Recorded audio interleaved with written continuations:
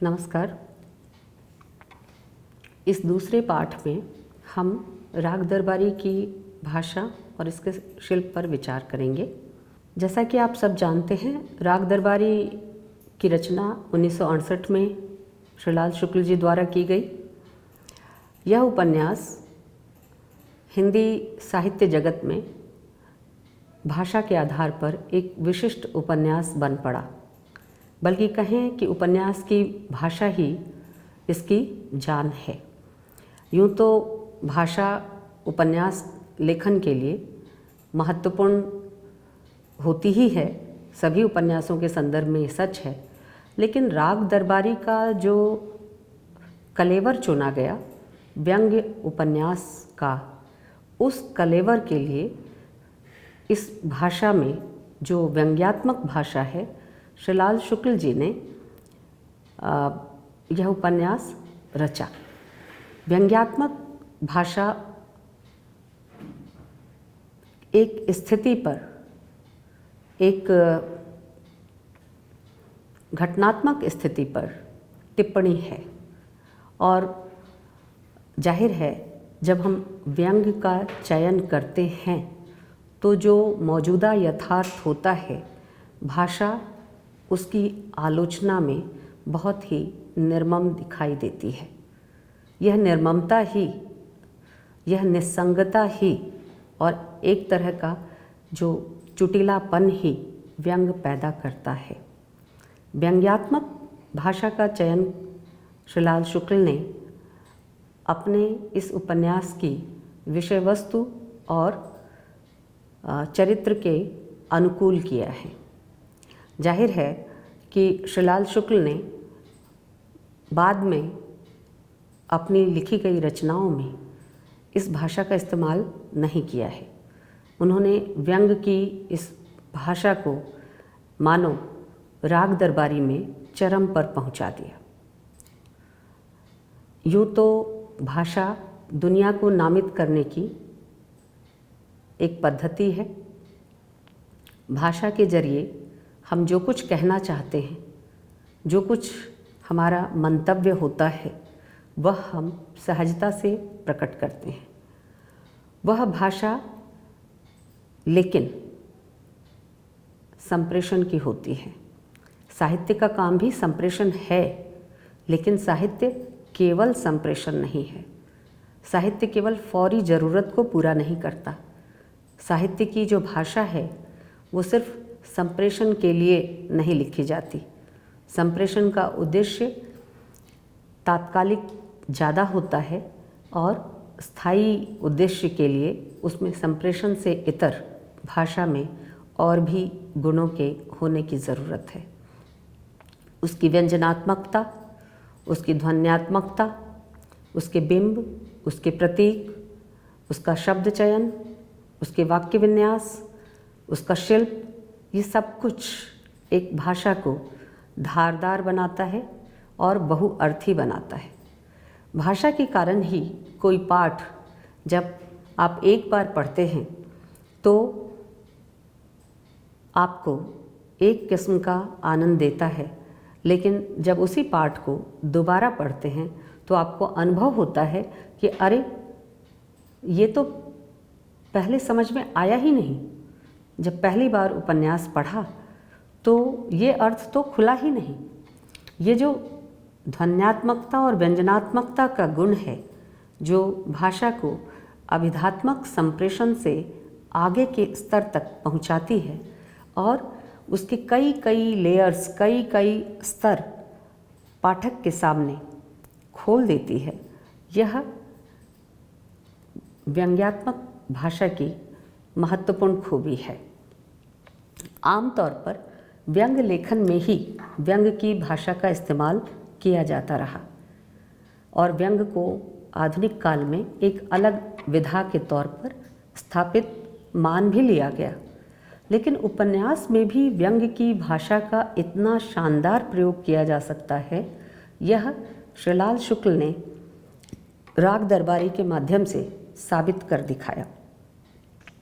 श्रीलाल शुक्ल स्वयं व्यवस्था का हिस्सा थे। प्रशासनिक सेवा में रत थे और आज़ादी के बाद भारतीय जनतंत्र और जनतांत्रिक व्यवस्था के व्यवहारिक पक्ष को बड़े निकट से देख रहे थे। दिलचस्प बात यह है, अगर उदाहरण के लिए मैं आपको एक घटना सुनाना चाहूँगी कि राग दरबारी का लेखन 1968 में जब इसका प्रकाशन हुआ था, उसके बहुत पहले ही संपन्न हो चुका था। लेकिन चूंकि श्रीलाल शुक्ल सरकारी सेवा में थे, प्रशासनिक अधिकारी थे, तो उनको अपने दफ्तर के बाबू के जरिए अपने अधिकारियों से इस उपन्यास के प्रकाशन की अनुमति लेनी थी।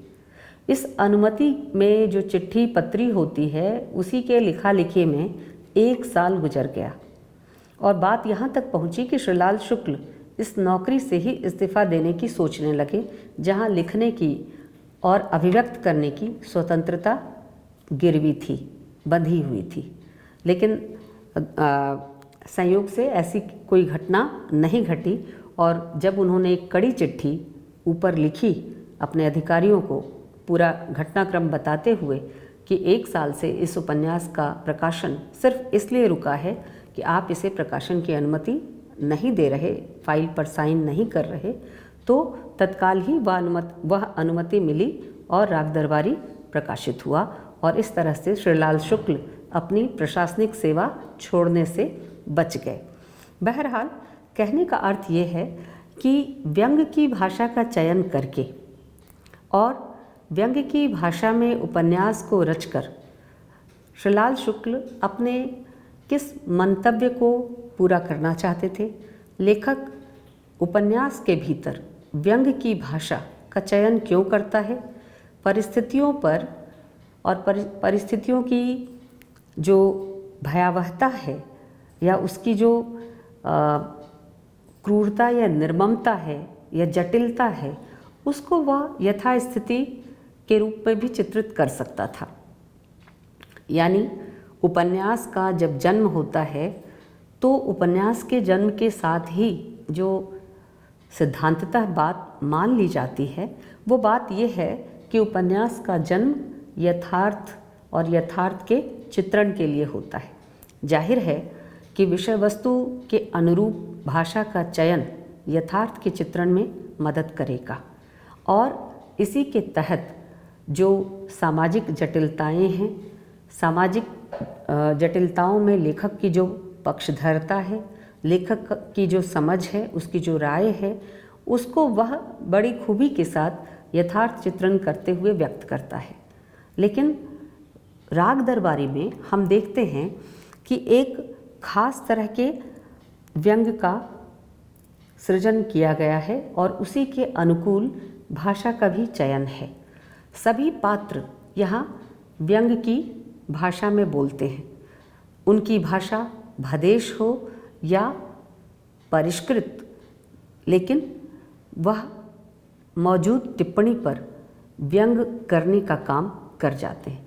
यहाँ तक कि ठंडी भाषा जो वैद्य जी बोलते हैं, बहुत ही शालीन और ठंडी भाषा भी जो वस्तु स्थिति है, जो वातावरण है, जो उस वक्त का परिदृश्य है, उस पर एक टिप्पणी, व्यंग्यात्मक टिप्पणी साबित होता है। तो व्यंग्य का इतना बेहतरीन इस्तेमाल, भाषा और शब्द का उसके अनुरूप चयन राग दरबारी को अन्य उपन्यासों से विशिष्ट बनाती है। जाहिर है राग दरबारी को हम राजनीतिक व्यंग्य परक उपन्यासों में शामिल कर सकते हैं, करते रहे हैं, लेकिन व्यंग्य ही इस उपन्यास की जान है। और चूँकि इसकी जो कहानी है वो शिवपालगंज के आसपास घूमती है, गांव से शहर कम जाती है, बल्कि शहर ही गांव तक चलकर आ गया है। हाँ, भाषा में एक जगह श्रीलाल शुक्ल टिप्पणी करते हैं कि अब गांव जो है वो अपने भदेसपन में शहर पहुंच गया है। यानी यह जो गांव की कुरूपता है, विकृति है, अशिक्षा है, अज्ञानता है, यह जो उसका एक विद्रूप संसार है जो श्रीलाल शुक्ल व्यंग्य की भाषा के माध्यम से राग दरबारी में अभिव्यक्त करते हैं, वो फैलता जा रहा है। शिवपालगंज अब सीमित छोटा एक गंज नहीं है। उसकी गंज ही बोली, उसकी गंज ही संस्कृति, उसकी गंज ही दृष्टि, नज़रिया अब शहर को भी प्रभावित कर रही है। और वहाँ भी जिस सभ्यता, जिस परिष्कृत व्यवहार की अपेक्षा पढ़े लिखे लोगों से होती है, वह परिष्कृत व्यवहार और सभ्यता जिसे आज़ादी के बाद बहुसंख्यक जनता के प्रति संवेदनशील होना चाहिए, वह गायब है। और शिवपालगंज इस अर्थ में अपना अर्थ विस्तार कर रहा है।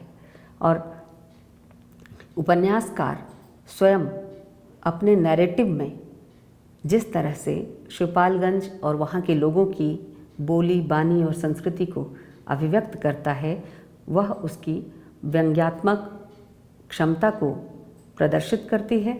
साथ ही साथ उपन्यास की महत्वपूर्ण विशेषता भी बन जाती है। हम देखें कि यूँ तो हर लेखक और उसकी रचना प्रक्रिया विषय वस्तु के अनुकूल होती है। भाषा शैली का चयन भी वह उसी आधार पर करता है। जो रचना का उद्देश्य होता है, उसी उद्देश्य के अनुरूप वह चरित्र गढ़ता है। चरित्रों के जरिए घटनाक्रम को आगे बढ़ाता है और चरित्रों की जो विशेषता है, चरित्रों की जो खूबी है, वह भाषा के जरिए ही अभिव्यक्त करता है। तो एक एक चरित्र के बारे में, एक एक चरित्र की जो चारित्रिक खूबी है, उसके बारे में राग दरबारी की भाषा शैली व्यंजित करने में सफल हुई है।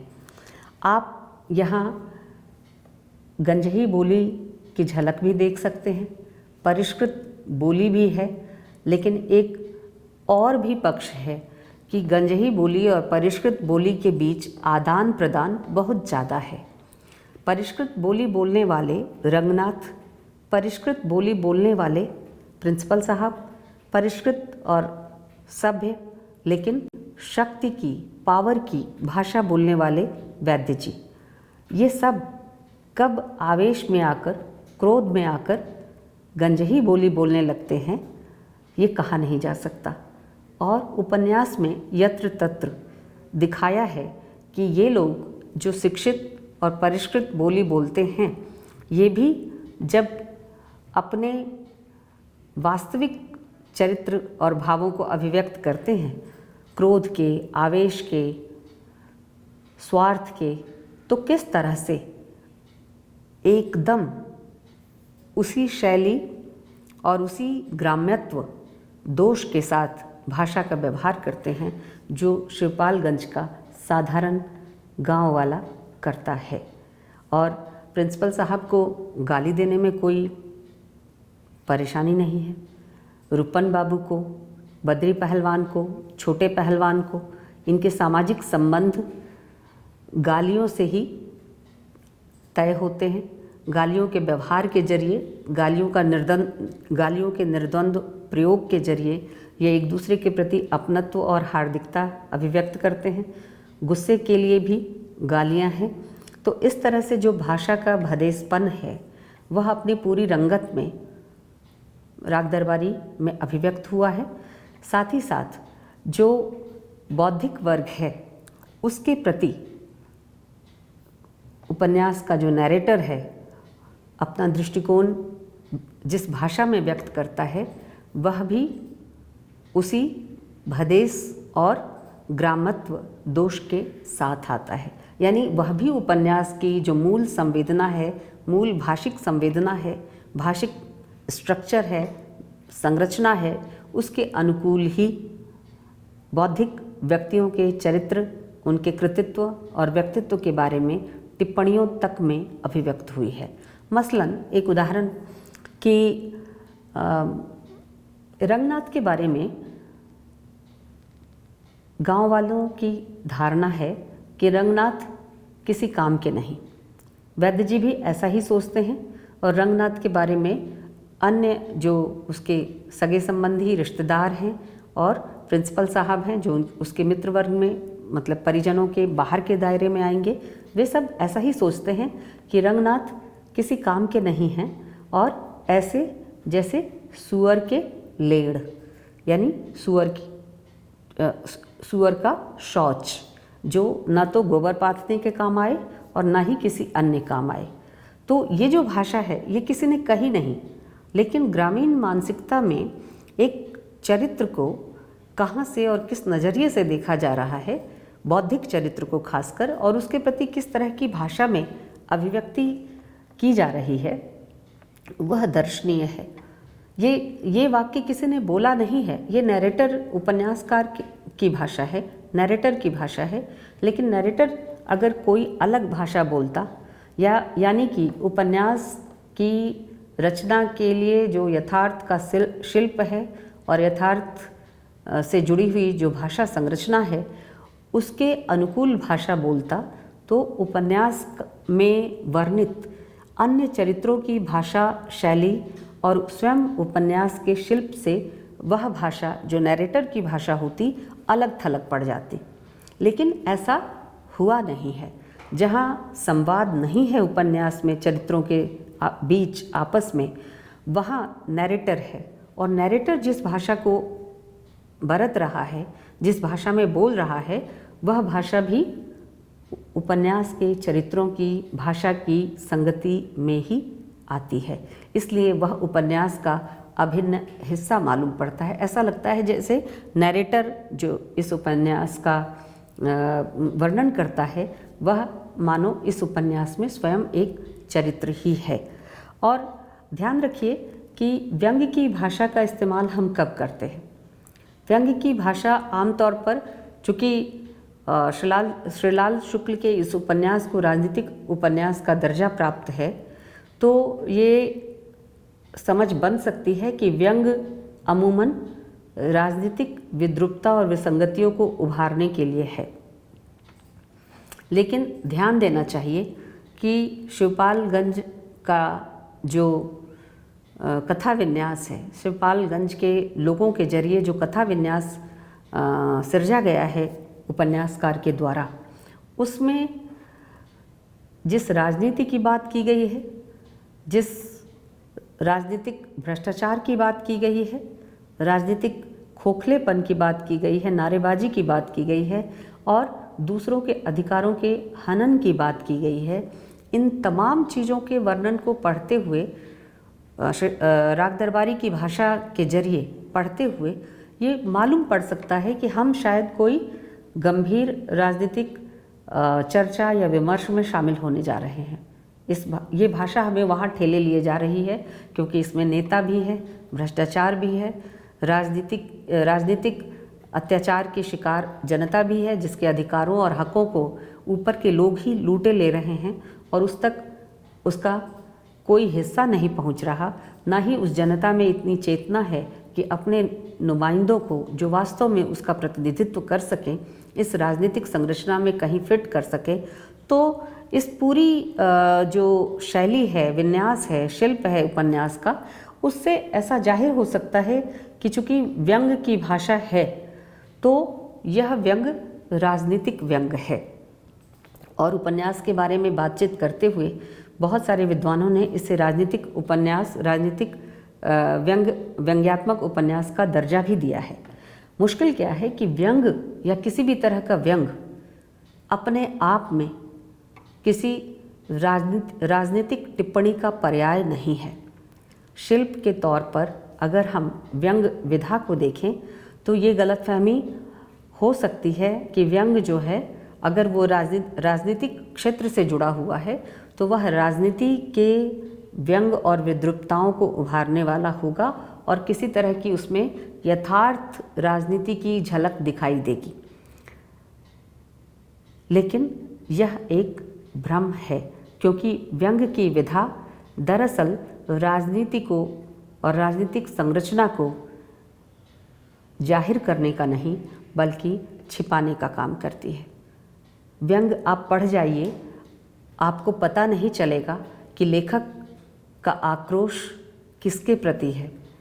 वह सब कुछ मजाक में कह रहा है, कह भी रहा है और नहीं भी कह रहा है, क्योंकि मजाक मजाक ही है, व्यंग व्यंग ही है। व्यंग आपको एक बार कचोट कर फिर से आपके आक्रोश को ठंडा कर देता है। तो व्यंग की भाषा को लेकर यह गलतफहमी नहीं होनी चाहिए कि वह राजनीतिक विद्रूपताओं को उभारने वाली कोई एक जगह किसी एक बिंदु पर दृष्टिकोण पर लामबंद करने वाली भाषा होगी, जबकि यथार्थ और यथार्थवादी उपन्यासों के साथ ये पक्ष रहा है कि वह यथार्थ का पीछा करते हैं। वह यथार्थ चाहे जितना ही विद्रूप क्यों ना हो, यथार्थवादी उपन्यास और यथार्थ की भाषा यथार्थ का पीछा करती है।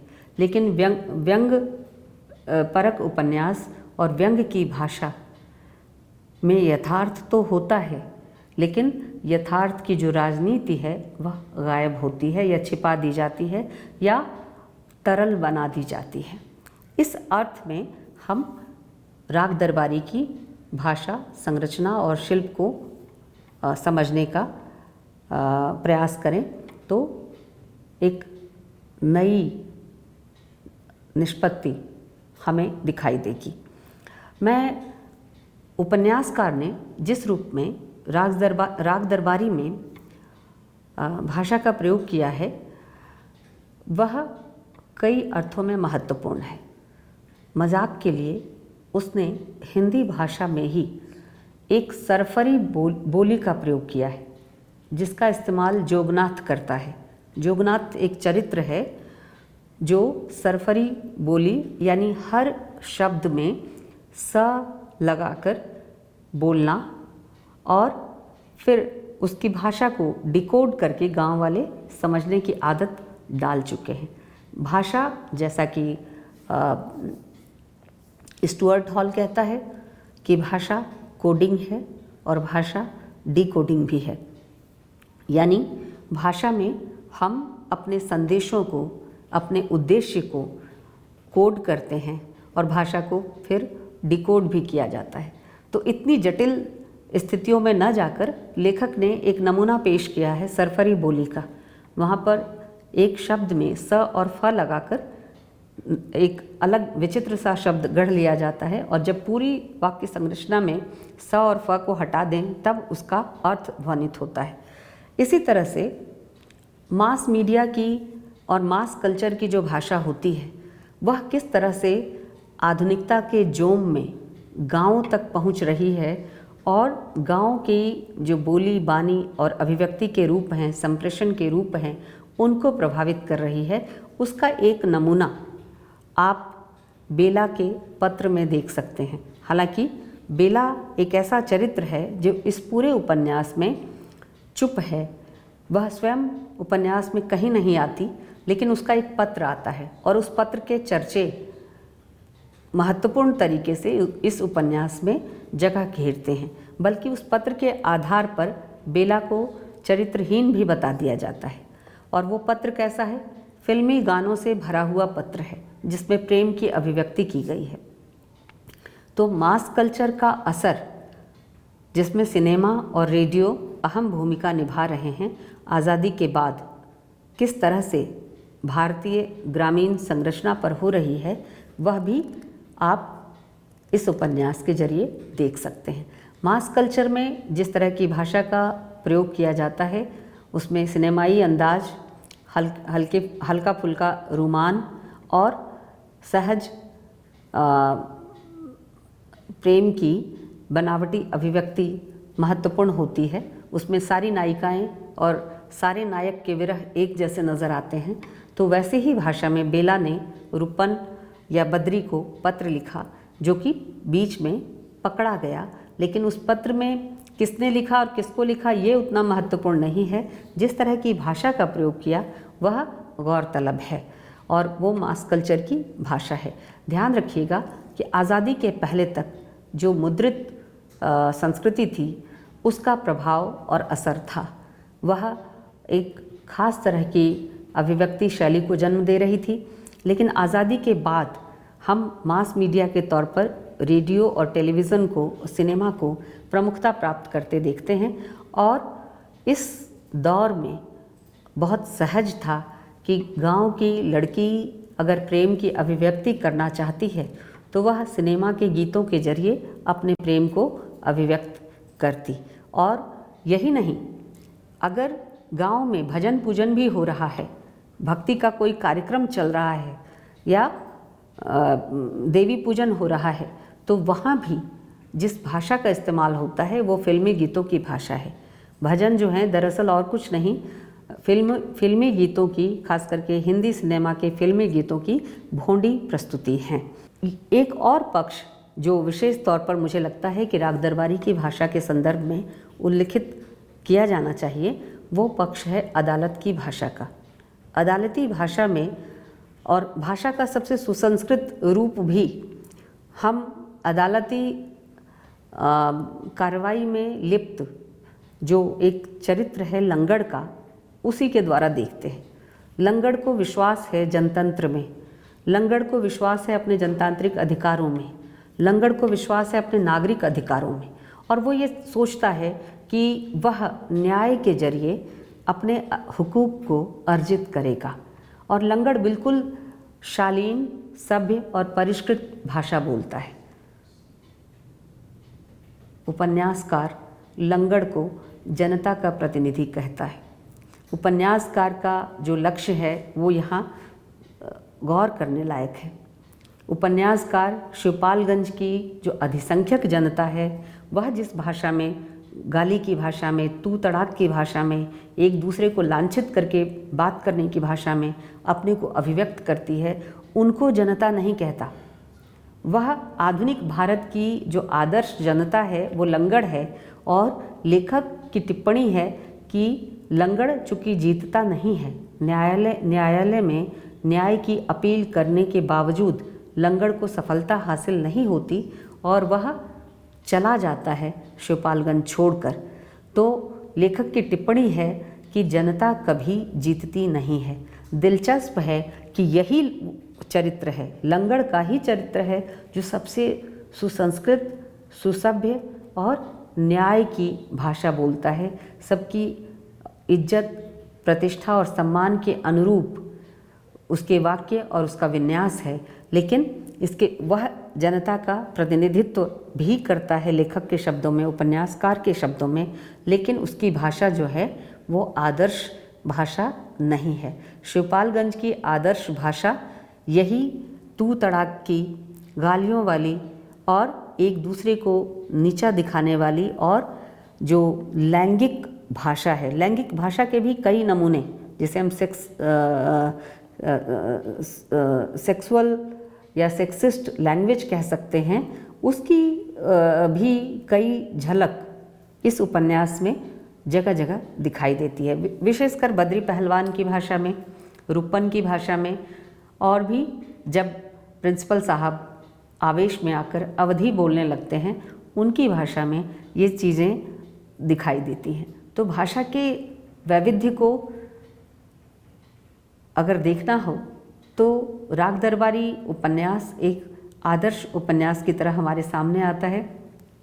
यहाँ हिंदी में कुछ स्थानीय बोलियों का भी समावेश दिखाई देता है। खड़ी बोली हिंदी का जो स्थानीय रूप है वह कैसे विकसित हो रहा है और जो भाषा है वो किस तरह से स्थानीयता के तत्वों को भी अपने भीतर समेटती है, उसका भी कुछ उदाहरण इस उपन्यास में मिल जाता है। कुछ क्या, बहुत ज़्यादा उदाहरण मिल जाते हैं। जैसे छोटे पहलवान की भाषा में आप देखें तो छोटे पहलवान एक शब्द का इस्तेमाल करते हैं कि हमारा तो एक डम्पलाटी हिसाब है कि इधर से आग खाओगे, उधर से अंगार निकालोगे। और इस तरह से डम्पलाटी शब्द इसका कोई माने आपको डिक्शनरी में नहीं मिलेगा।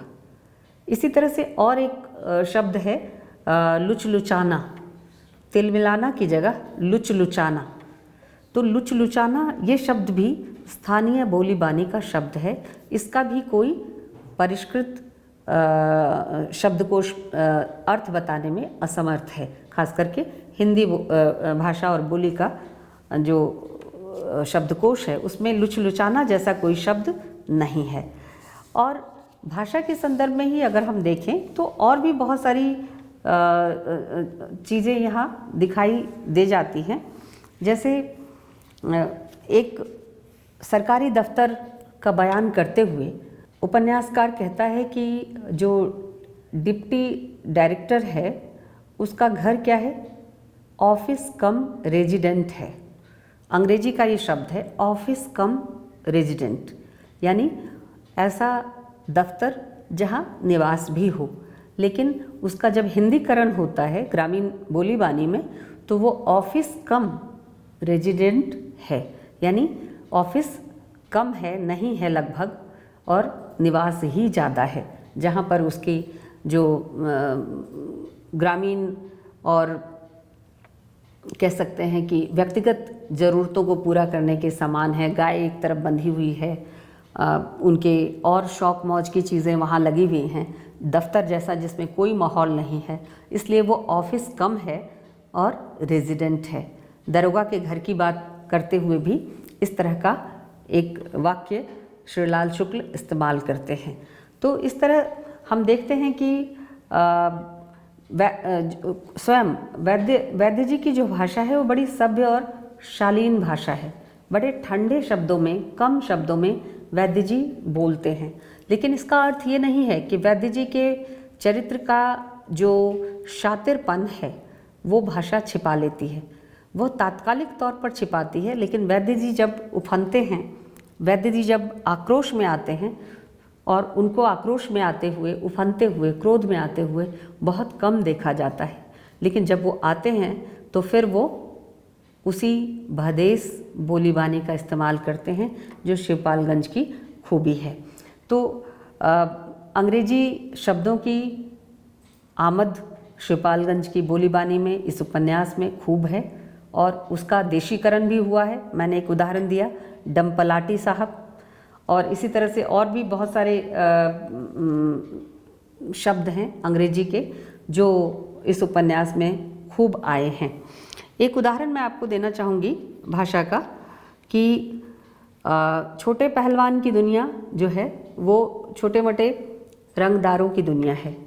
उसके चरित्र के अनुकूल ही भाषा का गठन करते हुए, उससे भाषा बुलवाते हुए श्रीलाल शुक्ल ने एक जगह लिखा है कि रंगबाजी की बात नहीं बेटा, रंगबाजी की बात नहीं बेटा, मेरा तो रोआ रोआ सुलग रहा है, जिस किसी की दुम उठाकर देखो मादा ही नज़र आता है। अब ये जो पंक्ति है, मेरा तो रोआ रोआ सुलग रहा है, या इस उपन्यास के आरंभ में एक जगह उपन्यासकार या नरेटर ने लिखा है, कहा है कि उसका रोम रोम प्रसन्न हो उठा। अब ये रोम जहाँ कहीं भी पाया जाता हो, शरीर के जिस हिस्से में भी पाया जाता हो। अब ये जो मुहावरे हैं, इनका इस तरह से एक नए अर्थ में, ध्वन्यात्मक अर्थ में इस्तेमाल श्रीलाल शुक्ल की खूबी है, और राग दरबारी की भाषा को इससे और सशक्तता मिली है। इसी तरह से रंगनाथ के बारे में, उसके भाषा ज्ञान और उसकी बौद्धिक जो काबिलियत है उसके बारे में व्यंग करते हुए उपन्यासकार लिखता है कि रंगनाथ को हिंदी भाषा के इस रूप का विशेष ज्ञान न था। उसने मन में सोचा, लोग यूँ ही कहा करते हैं कि हमारी भाषा में सशक्त शब्दों की कमी है। यदि हिंदी के विद्वानों को छोटे पहलवान की तरह अखाड़े में 4 महीने रखा जाए तो व्यक्तिगत असुविधा के बावजूद वे वहाँ की मिट्टी के जर्रे जर्रे से इस तरह के शब्दकोश निकालने लगेंगे। रंगनाथ ने अब छोटे पहलवान को आदर से देखा, यानी छोटे पहलवान की जो भदेश गालियों से भरी भाषा है, जिसे हम आज के माहौल में अश्लील भाषा भी कह सकते हैं, तो उस भाषा के बारे में उपन्यासकार की टिप्पणी है कि अब उस भाषा का कायल रंगनाथ जैसा पढ़ा लिखा व्यक्ति भी हो गया है। और ये छोटे पहलवान जो हैं, ये शिवपालगंज के और उस पूरे इलाके के रोए रोए में बसे हुए हैं, कण कण में बसे हुए हैं।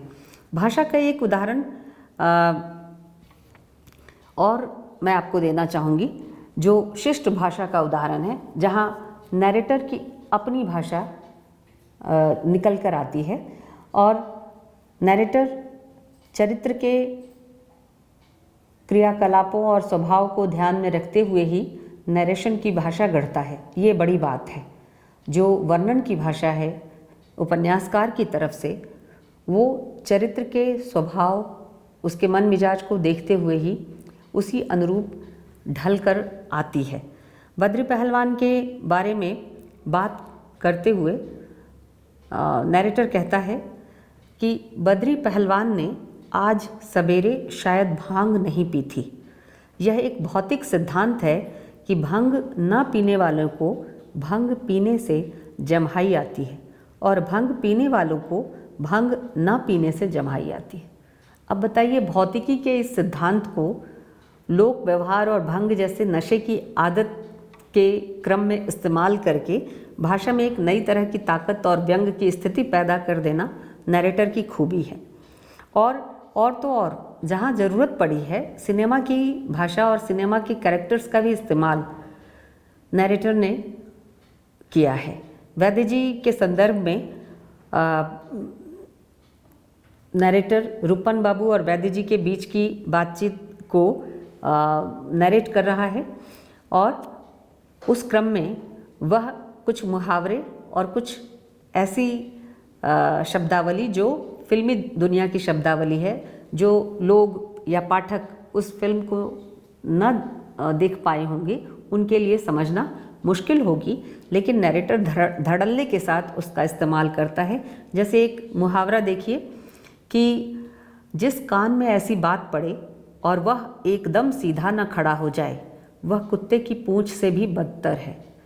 अब बताइए, कान खड़े होना एक मुहावरा है, लेकिन उसका इस तरह से तोड़कर अलग अलग एक ही वाक्य के अलग अलग हिस्से में इस्तेमाल कर पदक्रम के भीतर अन्विति की स्थिति पैदा करना, ये श्रीलाल शुक्ल की भाषिक कला की खूबी है। और आगे लिखते हैं श्रीलाल शुक्ल कि रूपन बाबू ने कान खड़े कर लिए और धीरे से झांक कर देखा तो वैद्य जी चारपाई पर पलथी मारे बैठे हुए थे और बद्री पहलवान पास ही चबूतरे पर पंजों के बल बैठे हुए थे। दोनों में बिना किसी घोषणा के और बिल्कुल अनौपचारिक वातावरण में लड़ाई हो रही थी। लड़ाई की भाषा भी देखिए कि व्यंग कैसे पैदा हो रहा है भाषा के जरिए, और भाषा व्यंग में ढलकर कैसे नए शिल्प में उपन्यास को गढ़ रही है, और ये सब कुछ नैरेशन में हो रहा है। ये भी दिलचस्प है। संवादों के जरिए जितना कुछ कहा जा रहा है, उससे कम महत्वपूर्ण वह हिस्सा नहीं है भाषा का और विन्यास का, वाक्य विन्यास का, जो नैरेशन के जरिए कहा जा रहा है। तो नैरेटर कहता है कि रूपन बाबू ने कान खड़े कर लिए और धीरे से झांक कर देखा। वैद्य जी चारपाई पर पलथी मारे बैठे हुए थे और बद्री पहलवान पास ही चबूतरे पर पंजों के बल बैठे हुए थे। दोनों में बिना किसी घोषणा के और बिल्कुल अनौपचारिक वातावरण में लड़ाई हो रही थी। माहौल इतना घरेलू था कि अगर रूपन बाबू ने वैद्य जी की यह बात न सुनी होती तो वे यही समझते कि उनके बड़े भाई और बाप अकेले में कोऑपरेटिव यूनियन में एक नए गबन की तात्कालिक आवश्यकता जैसे सामूहिक महत्व के विषय पर आरंभिक परामर्श कर रहे हैं। जो भी हो, रूपन बाबू ने वह बात सुनी और उसी लपेट में वैद्य जी के मुंह से फिर दूसरी बात सुनी, तुम मूर्ख हो, मैं इसकी कल्पना नहीं कर सकता था। बद्री पहलवान ने लापरवाही से जम्हाई सी लेते हुए कहा, घर में गाली गलौज करने से क्या फ़ायदा, यह अच्छी बात नहीं है। अब ये गाली गलौज करना एक आम माहौल है शिवपालगंज में बातचीत का, संवाद का, अभिव्यक्ति का, संप्रेषण का, जो वैद्य जी के घर में भी है। लेकिन बद्री पहलवान उसमें अपना विरोध जता रहे हैं कि घर में गाली गलौज करना कोई अच्छी बात तो है नहीं। लेकिन इस बात का असर वैद्य जी पर होता है और नैरेटर फिर भाषा का सूत्र पकड़ता है और कहता है, शायद इस व्यवहारिक बात ने वैद्य जी पर वाजिब असर डाला।